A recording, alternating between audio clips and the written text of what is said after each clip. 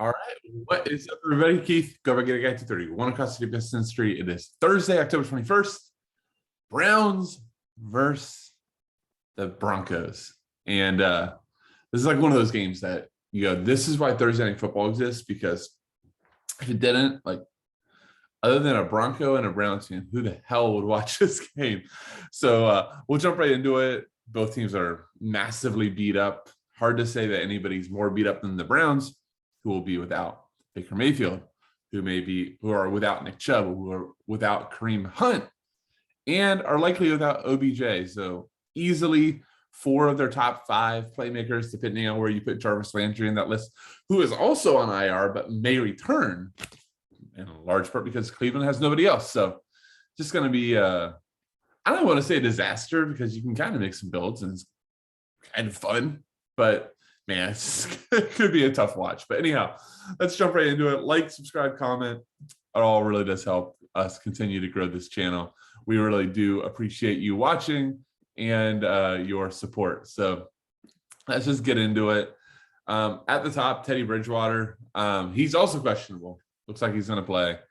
Look, this isn't a clean spot for Bridgewater at all. You know, Browns have a really good pass rush. We saw the Browns, try to end Justin Fields' career before it started a few weeks ago. I think a home game, the Browns defense can be ready to tee off. But the question just becomes, because of the amount of value on this slate, do you just try to lock in raw points?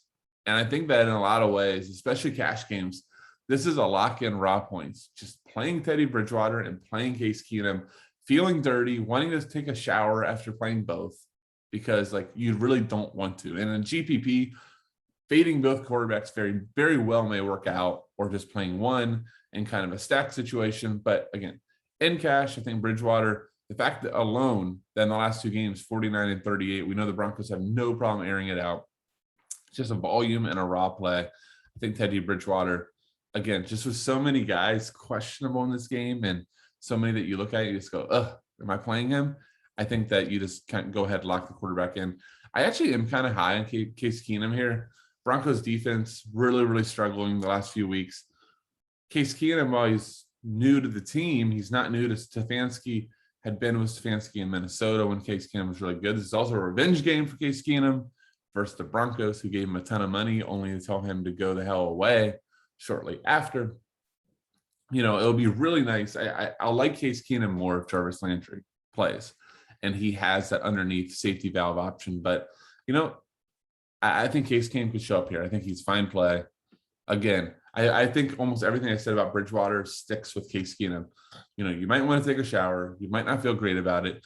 Every inclination, and you might be to fade, and you could do so in GPP. I just think from a raw points perspective, especially with the Browns potentially struggling to run the ball, Case Keenum could make a lot of sense.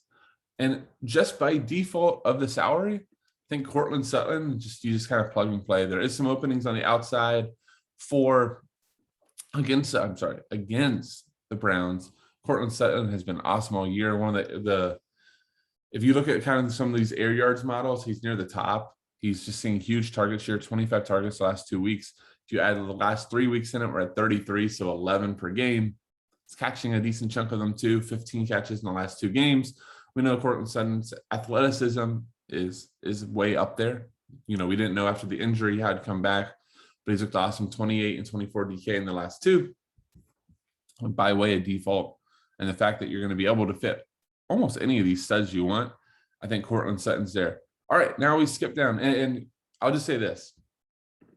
Noah Fant is kind of where it starts, in my opinion, moving if you can't just play all of them up top. All right. So maybe Noah Fant is a guy that you play. Well, I like him in cash because the Browns linebacker cores are so beat up. Noah Fant's going to be matching up against those linebackers. We know Noah Fant, especially versus starting linebackers, Noah Fant athleticism is much better than them. Versus backups, Noah Fant could really, really break out. The hard part with Noah Fant is the targets have kind of been all over the place. 11 targets last week, a lot of that in the 4th quarter, only 4 the week before, 10 versus Baltimore. I like the play quite a bit. I think I like Sutton a little bit more. I can't fault you for either. And hell, if you punt off like a D'Ernest Johnson at captain, Now, all of a sudden, you are very much looking that you could play 2 quarterbacks and then 2 stud wide receivers. I'm throwing Noah Fant as a wide receiver, so I really do like Noah Fant. Maybe Tim Patrick is where you kind of drop down a little bit. Tim Patrick, is a good player. It's getting you safety type of points, just not the huge upside that Fant or Sutton gives you. 6'9", 6 targets, has not broken 100 yards. I don't think all season. Yeah, all season. So fine play, but I think that we probably want to look a little bit more upside.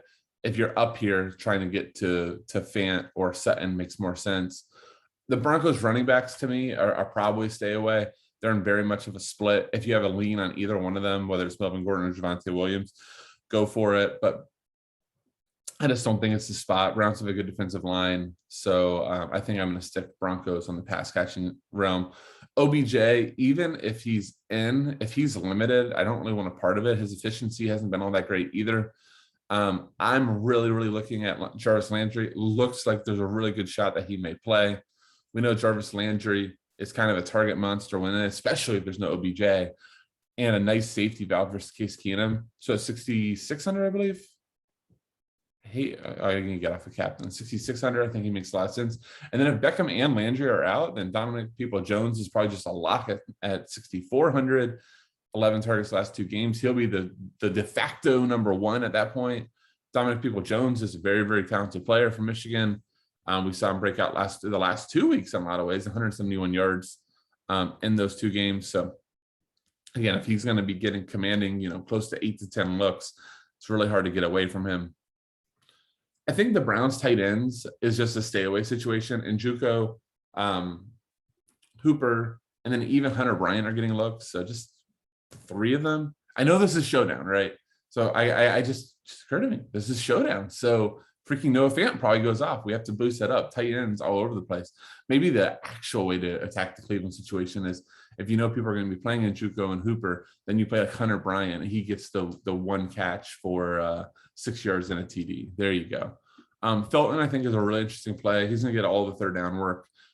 He is, like, in a lot of ways, a de facto wide receiver. He would bump up even more if you don't see Landry and you don't see OBJ. He's going to have to play a lot of snaps at that point as a wide receiver. But if Landry is in, Felton's a 3rd down back. I think he's very playable. Just don't expect him to get many runs. So Ernest Johnson is the lock of the slate on the cover. Look, this is, again, process of elimination. No Chubb, no Hunt. Browns like to run the ball. To Ernest Johnson is only 4,600, may get 20 carries, is going to get goal line. No, he's not going to be involved in the passing work, but we're not paying the price of an Austin Eckler to get 8 catches. We're paying 4,600 for potentially 20 touches. Just lock it in. Don't overthink it. Kickers, I always joke on our little cheat sheet, kickers kick. That's what they do. Some of them kick a lot. This game, we may see a lot of struggles in the red zone with so many injuries. So kickers can kick a lot tonight. So I think they're very in play. McManus and McLaughlin, they're super. Rashard Higgins, a really interesting play, especially if we don't see OBJ or Landry. Would see probably close to 100% of wide receiver snaps, 3,600. I like that play. Defenses might get overowned in this game, to be real with you. Just with all the injuries, I think a lot of people may flock to the defenses, which makes me want to flock away. But, defenses defend. If kickers kick, then defenses defend. So they're in play. But, if you have a gut feeling either way or you're going to stack, I think that makes more sense than just playing them outright, especially something in like cash games. Hinton could get some snaps for Denver. He's coming off 5 targets, only 1,500. Hate when you click it that the captain price shows up 2,000. Auden Shorts, if we see everybody out, he's a top 10, or I'm sorry, Anthony Shorts. I believe that's the guy from Auburn.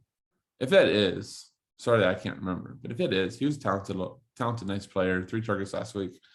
You could probably do worse. There's Hunter Bryant. That's the guy that's probably going to do something because he's a tight end. And because this is like single game showdown, we saw, who was it, Sweeney for the Bills do it. Last game was in the Millie making winning lineup, which I think was split a few ways. So $200,000, whatever. Yeah. I think that's the punt play to go. I think I'll do it. Kind of just end this video, kind of like this game. It's just kind of like dropped on us, just dropping the ending on you. Well, I appreciate you watching. Hope that this does help. Once again, Keith Jameson, aka Gator Guy 231. See you.